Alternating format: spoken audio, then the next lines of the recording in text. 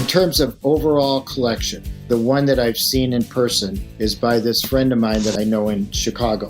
He's got a Masters trophy. He's got the gold medals from all four majors, including Gene Sarazen's medal. He recently sold a very valuable trophy from the 1904 Olympics and clubs. I mean, it's just a magnificent collection. And there's several other individuals as well. Another one down in Atlanta that I've been fortunate enough to go to his house. And it's like going into a golf museum. One of our members, another architect, a good friend of ours in Columbus, Ohio, Mike Herdzin, is a very well-known architect. And his office is a virtual golf museum. Hi, this is Peter Cross from Concord, California, and I play at Contra Costa Country Club.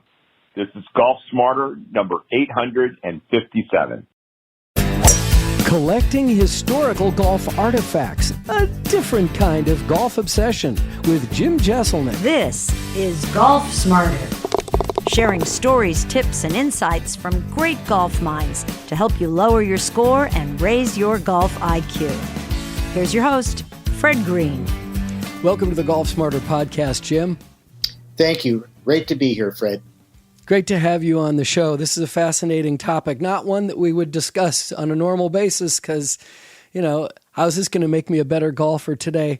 But that's okay. That's the kind of stories I love to get on. Oh, the microwave is ready. That's the kind of story that I like to dig into that would give us an opportunity to talk about things other than just swing mechanics and the mental game. And we're talking about golfheritage.org or the Golf Heritage Society. Tell me a little bit about the history. So the Golf Heritage Society actually started out as the Golf Collector Society in 1970 from two gentlemen in Dayton, Ohio. And so we just celebrated our 50th anniversary, as a matter of fact. Wow. It originally started pretty much as some guys who got together who had enjoyed the collecting of clubs or older golf memorabilia. And then as they invited more and more of their friends, the society really grew. And so 25 years later, there was an annual convention in Louisville, Kentucky. And then 25 years after that, we had our annual convention in Pittsburgh, Pennsylvania. And then we'll talk a little bit, as we go on about our convention coming up next month in Indianapolis, Indiana. So at the beginning, I would call it sort of a good old boys club. It was founded. It did have a 501c7 designation for internal tax purposes. And at one point, we were over 2,000 members, over Wow. 2,000 from all around the world. In fact, when I first joined myself in the year 2000, when I started to collect, much to my wife's chagrin, she kind of wishing I had never joined that club. I got to meet people from England. Many of them came over from Scotland. Of course, those numbers have kind of dwindled down a little bit, but we have a sister organization called the British Golf Collector Society. I'll touch on that a little bit later. There is another similar society in Canada, the Golf Historical Society of Canada. So we routinely get people come over to our events from Canada now that COVID restrictions are lifted. And we've even had a guest several years ago who I think is coming this year from the Golf Collector Society of Australia. Wow. So there's a lot of us out there that drink the collecting Kool-Aid, if you will. And that is actually probably one of my favorite reasons for being a member is the fellowship and the camaraderie that you get to experience when you're talking with other collectors. And it doesn't matter whether it's an expensive 1904 Olympic trophy, or it could be a U.S. Open flag that a young boy or a member got signed by one of the superstars of today, or even maybe not a superstar, just a signature that they can remember. So that's a really key reason. And then we have officers. We have a president who I think you've talked with before, Dr. Bern Bernanke. We have regional directors that are scattered across the country, and we have different events. So our biggest is coming up. That's the convention. But many years ago, the two founders started a winter event, sort of like Get Away from the House. And it was in Dayton, Ohio that I attended for many years. Now it's been moved to Columbus, Ohio. We have regional events all across the country. And one of the favorite parts and growing of our particular society is playing with hickory golf clubs. So in about 2 weeks, I started a tournament, and this year it'll be the 10th year. It's called the Michiana Hickory Open, and it'll be in South Bend, Indiana at South Bend Country Club. But there's probably a hickory event almost every weekend all across the United States. Now, for a collector, let me ask you, for a collector, what does playing with these hickory sticks do to the value of these collectible clubs? It's a very common question that's asked all the time. And honestly, they made millions of wood-shafted clubs back in the teens and the 20s. And so typically, even if you were to get, let's say, a harder to find club, one name that's real popular with players is Tom Stewart from Scotland. Even if that shaft breaks, the shaft isn't really the key component. It's the head of the club. That's where his name is inscribed and that kind of thing. And even the grip, you probably, many of your listeners may have seen or have a wooden club where what they call the whipping near the base of the grip comes off. It's like a string, and it's replaced with electrical tape. That's pretty much what they did to kind of fix it. Right. But I will tell you, when you hit a pure shot with a hickory club, it's a feeling like none other. It's absolutely incredible. How often does that happen? That's the big question. If you're a player, it's going to happen more often than not because you hit the sweet spot. But if you're a person like me, 13, 14 handicap, that sweet spot gets smaller and smaller every time you go out and play. What was the first thing that lured you in? Was it the society itself, or were you already a collector? Great question. Up until the year 2000, my wife and I had never collected anything, period. No multiples. And then we discovered a camouflage artist by the name of Bev Doolittle. And she has a lot of Western scenes, and so the easiest way to think about her artwork is that if you take a look at the painting, you see one thing. But if you look really closely, you'll see maybe eagle eyes and a beak and something like that. Well, shortly after that, I decided that I discovered an individual by the name of Walter Hagen. I knew Bobby Jones, but I really didn't know Walter Hagen. And there was a gentleman on eBay who started to sell items from his collection. Wow. And I just became entranced. And so many months later, I had purchased 53 items from the Walter Hagen estate.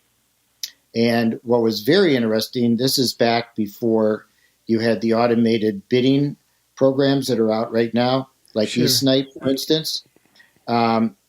One of the individuals that I was bidding against was a gentleman by the name of Ronnie Watts from Watts Golf Shop fame down in Florida. Sure, the brother. You may have heard of that.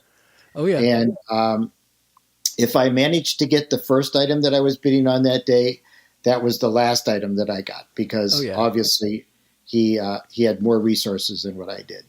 Interestingly, early in Golf Smarter's, since we started in 2005, I started having the Edwin Watts Golf as one of our sponsors for a number of years, and got a chance to go down to their headquarters at one point and saw the room where Brother Ron had his incredible collection of golf gear from way past. It was remarkable. And photographs.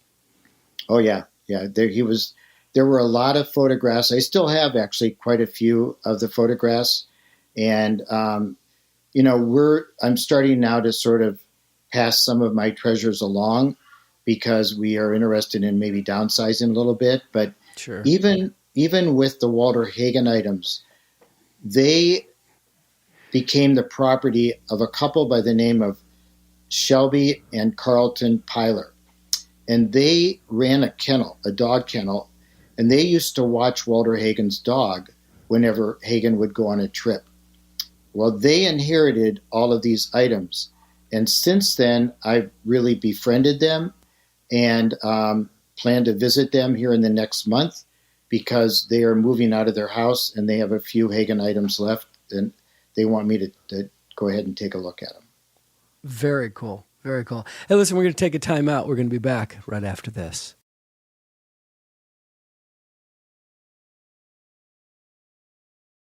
Jim, you mentioned a moment ago about the desire to downsize. Is that because your wife has said, okay, enough with the collecting already? You've collected too many things. Or did she get involved in your collecting and start appreciating it as well? Or it's like, not at all. No, not at all. And what really became, I would say it, even more of a catalyst for me to collect. It depends how you say it. is that I wound up buying a couple things. Probably the most famous is that I went to an auction, a real dive place that had dirt on the floor. It was a metal building. And I wound up picking up 4 different paintings, 2 paintings and 2 prints. And I got them all for $12.50 each. And I was ready to turn them over to our local antique store on consignment, sell them for a couple $100. That would be a good profit, right? Sure. And it turned out that one of them was by an Irish artist.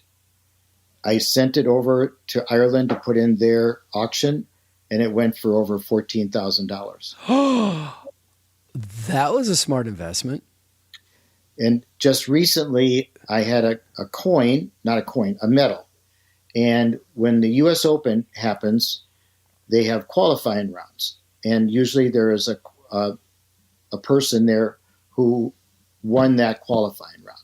So I had a qualifying medal from a course in Florida that I think I maybe paid $250 for. And that one went in a recent auction for $12,500. Unbelievable. So those are the nice stories. Yeah. I had a shaving mug that I bought $2.50 for that went for $4,000. And then I thought I was an expert in shaving mugs. So if you want one, I have a couple downstairs that I can send to you. So that's the danger of collecting. When you get the bug, you collect more than just one thing. Sure. What was the first piece you bought? Oh, the first piece that I bought probably would have been one of the Walter Hagen items. Sure.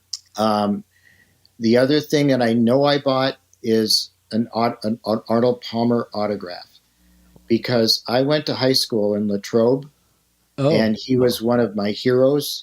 Sure. And actually came to our school and gave an exhibition.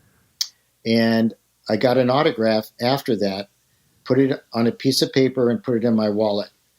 And then that summer, we went to a state park. I'm from Pennsylvania originally, and decided to go in the water, forgetting that I had my wallet in my back pocket. Uh-oh. And of course, the autograph was completely ruined. Oh. And right about that time is when I discovered eBay.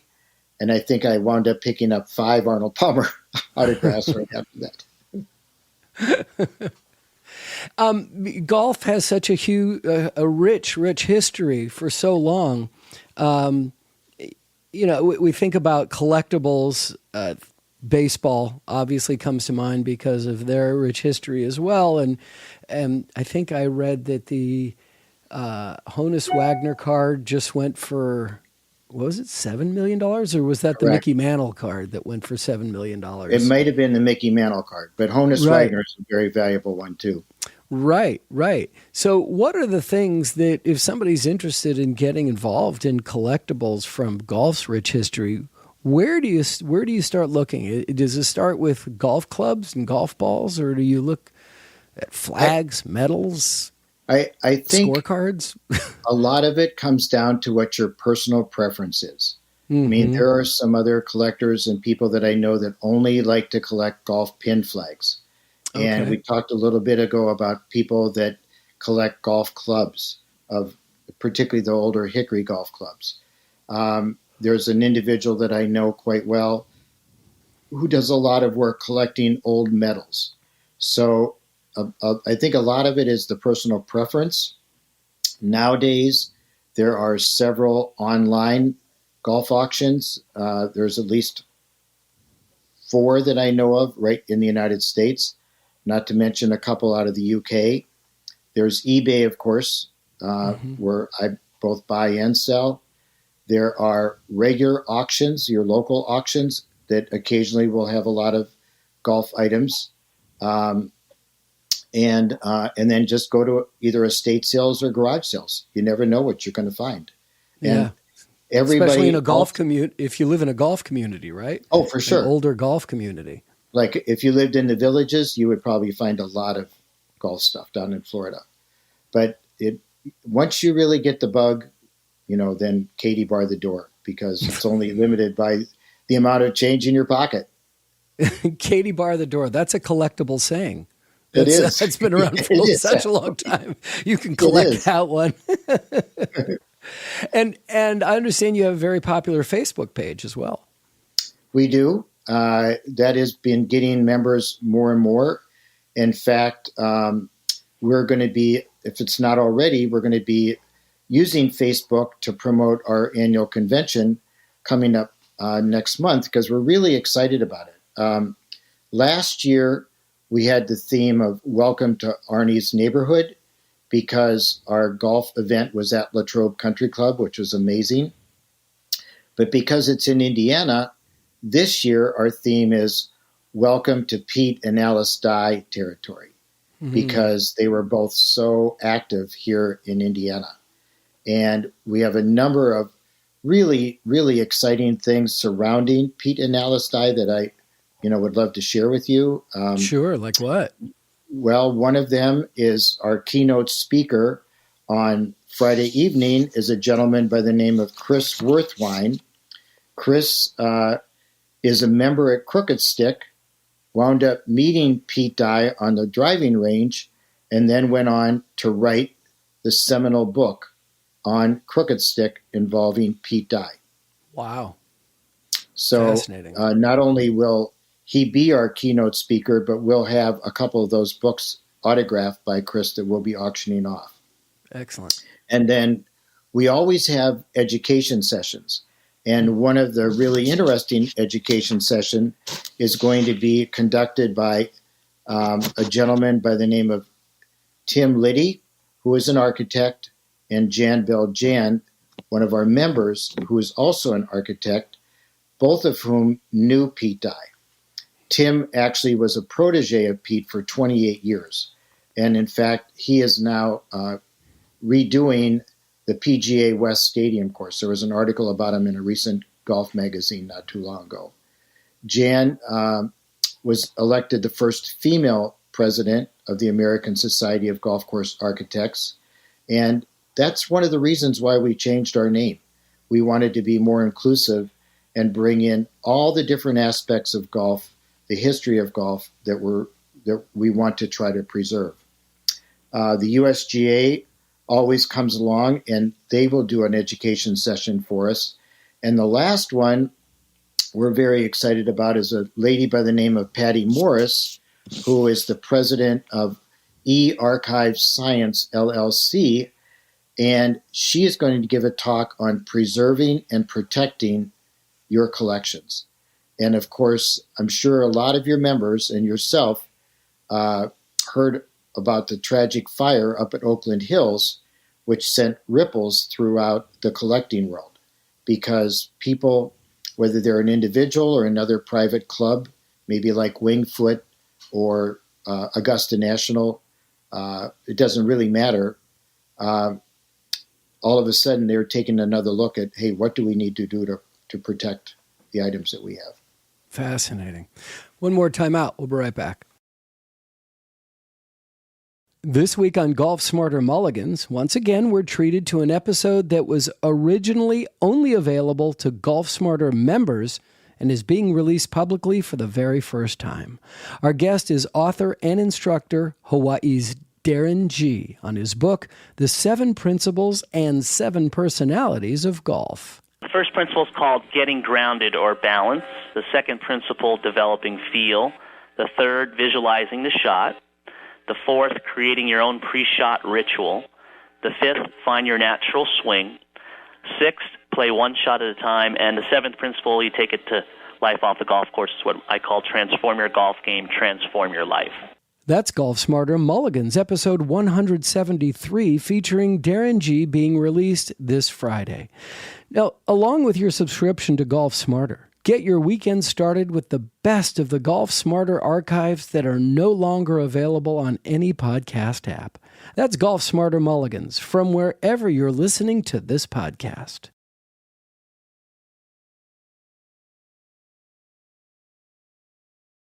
My first thought was balls, clubs, medals, flags, but then you bring in Pete Dye.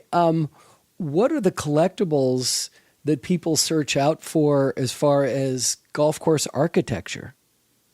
I think certainly one of the first things that come to mind are any original prints or diagrams that they might find.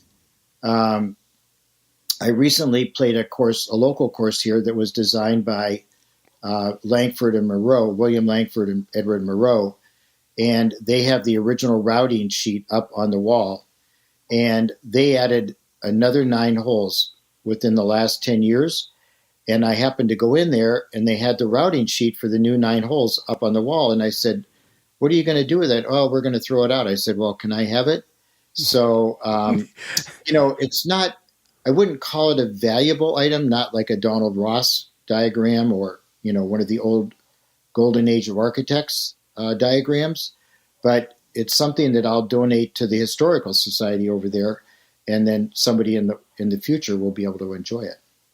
Is that the greatest thing or the worst thing that a collector can hear is, we're going to throw it out? It's the worst thing. It's the worst thing that me as a collector. In fact, my wife has said more and more often lately, if you happen to go through the pearly gates before I do, I'm just going to back the truck up, dump it in there, and send it off. It just sends chills up and down my spine. Oh, you have your own museum. Correct. The only thing that I even think that I would have that can be considered a collectible was from the 2010 U.S. Open, was at Pebble Beach. And right. After the round, the NCGA, the local USGA group here in Northern California, they auctioned off the scorecards that they kept in the press room. And I think Mickelson won that year. I think that was the year he won. And it was like, I just remember in my head, it's like, there's no way I can purchase one of those scorecards. And I was thinking, what would be fun to keep and collect? And I figured out who came in dead last after making the cut. And I bought his card.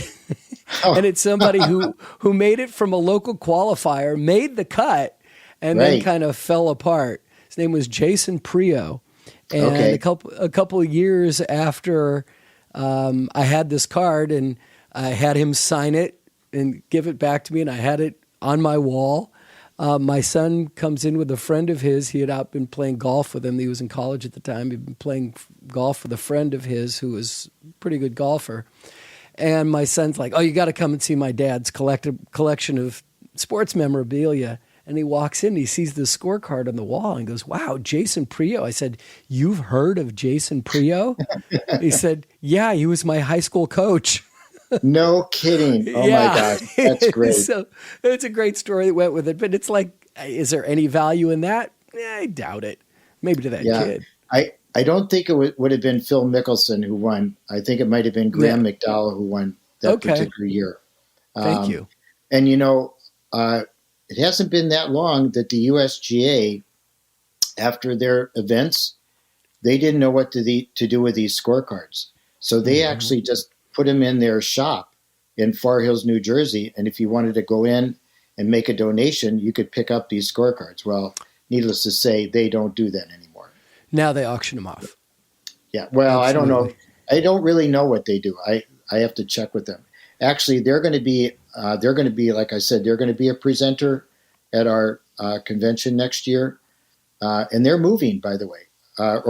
They're not moving. They're establishing another presence and putting up a building down in Pinehurst that should be ready sometime in 2024. Excellent. So clearly, for something to have value, for a collectible to have value, it has to have limited availability. Correct. Where are we in today's world of golf? What are things that might have value? Like Nike golf clubs? I mean, they don't make them anymore, right? So no, but they made so much.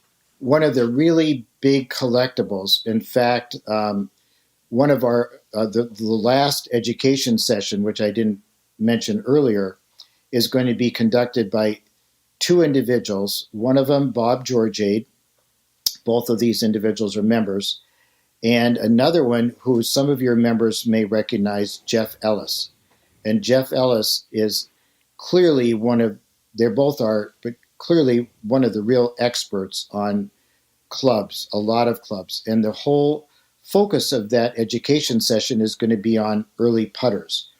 And we're inviting anybody who comes in to the show to stop by and bring their putter in and maybe get an appraisal or at least get an evaluation by one of these two guys. Or many of our other members have that as well. So ping putters are real. They're always popular. Believe it or not, the head covers, some of the modern head covers right now are going for $250, $300, $400, $500. Yes. Head covers from what? The what? The head covers from what? Head covers from a putter. From the ping putters? A ping putter, or it could be from Bob Bettinardi, or I'm trying to think of who the other really popular one is. Just drawing a blank all of a sudden. Is it Scotty Cameron? Yes, Scotty Cameron. Scotty Cameron head covers go for big bucks. As do his putters. As do his putters, correct. But do collectors have collections of Scotty Cameron putters? Absolutely. Wow. Absolutely. What's the most unique collection you've ever seen?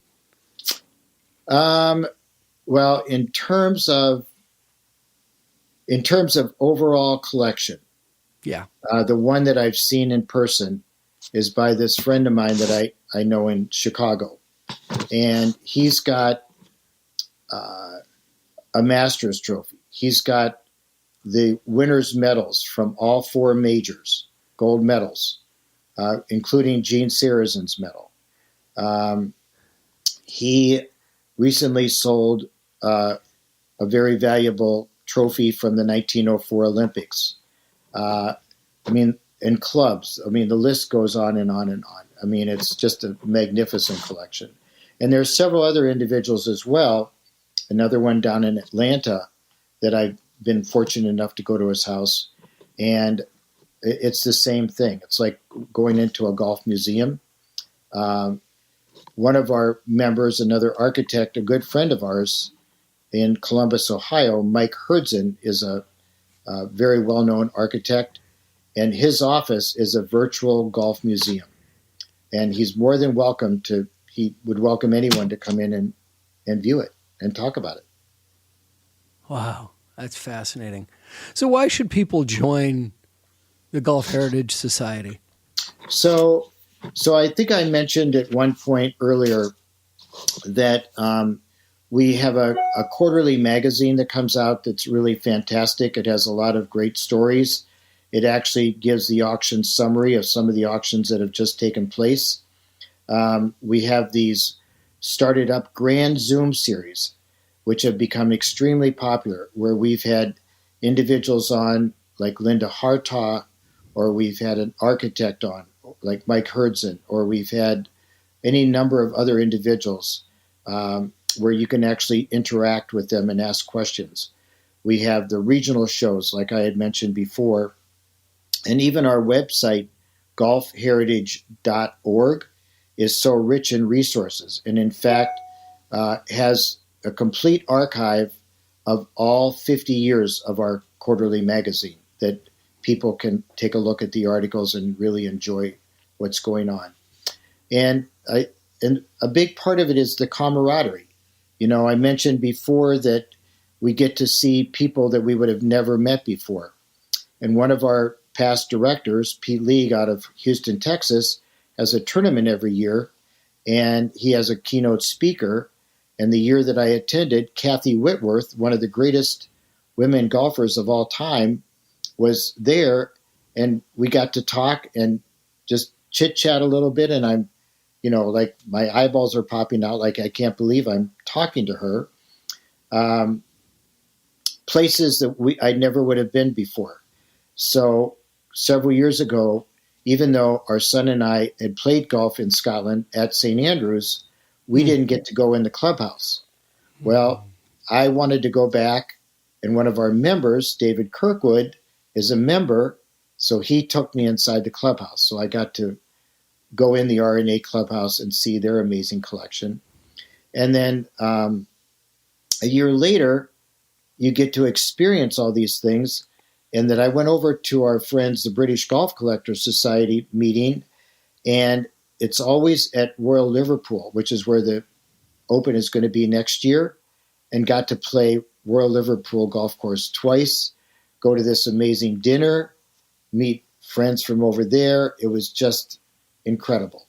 And so there's no end to the enjoyment that you can get out of mingling and becoming a member of the Golf Heritage Society. Absolutely fascinating. So it's golfheritage.org. Correct. Or the Facebook page for the Golf Heritage Society. Exactly. Fabulous stuff. And the two other things for the convention that are open to the public. On Wednesday evening at 5:30, that's Eastern Time, both there in person and online, PBA galleries will conduct an auction of rare and unique golf artifacts, books, starting at 5:30. So here again, 5:30 on Wednesday night. That's the 22nd. And then on Saturday, we have our annual trade show, which is going to feature over 100 tables of rare and unusual and even some common golf artifacts. And this is where the public can come in. If they see something, they can buy it. But we would also encourage them to come in, bring their favorite golf thing that they would like to maybe know more about, and we give free appraisals. So it's a great opportunity. Fabulous. Jim, thanks so much for sharing this information. This was fascinating in a world that I knew nothing about, and I'm very, very excited to know more. Thanks. You're welcome. And again, if you are interested, the Golf Heritage Society's convention will be in Indianapolis this year between September 21 to 24, 2022. Find more on their Facebook page or at golfheritage.org. Thanks to Peter Cross for introducing today's episode, and I received a bonus with Peter's opening. The course that Peter plays, Contra Costa Country Club, is close to the club that I talked about last week in conversation with Barney Adams, where I played with my nephews and his sons. Well, I wrote back to Peter saying that, even though it's about an hour drive between us, that the global nature of podcasting, we're practically neighbors. So Peter and I are setting up a date to play together in the near future.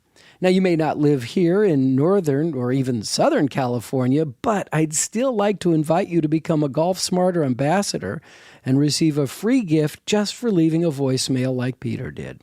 Just send me a request to do an episode opening, and I'll send some simple instructions, and then you get a choice of Tony Manzoni's Lost Fundamental video or a glove and glove storage compartment from the folks at redroostergolf.com, where you can choose from 11 styles of gloves in 26 sizes. So, become an ambassador, tell your friends that you're on a podcast, win a prize, and possibly, if we're neighbors, we'll play together. Write to GolfSmarterPodcast@gmail.com. Now, coming up in the next couple of weeks, Todd Kolb, who's very popular on YouTube. His channel is US Golf TV. Going to tell us his 3 favorite aspects of teaching golf. And then, as suggested by listener Fred Greenberg, no, I'm serious, it's Fred Greenberg, and we're not related, we'll meet Ron Sisson, who has also a lot to say about the benefits and importance of external focus, which we've been talking about a lot lately.